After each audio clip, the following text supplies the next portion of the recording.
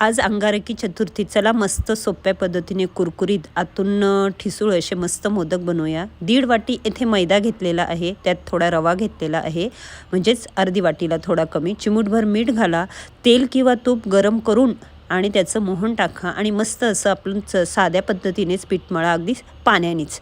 हे बघा अशा पद्धती, आणि लगेच करायला घेतलं तरीही चालेल। आता त्यामधलं सारण तर नेहमीच्या प्रमाणेच करायचं की गूळ आणि खोबरं घालून, जे असं आपण नेहमी बनवतो तेच। तर हे बघा, हे असं, त्यात काही तुम्हाला काजू बदाम वगैरे टाकायचे ते टाकू शकता।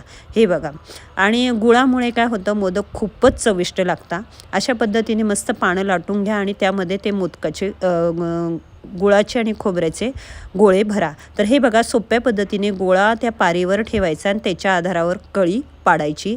यूट्यूबवर मी डिटेलमध्ये ही रेसिपी गणपतीच्या सीझनमध्ये दाखवलेली आहे, वाटलंच तर तेथे जाऊन बघा।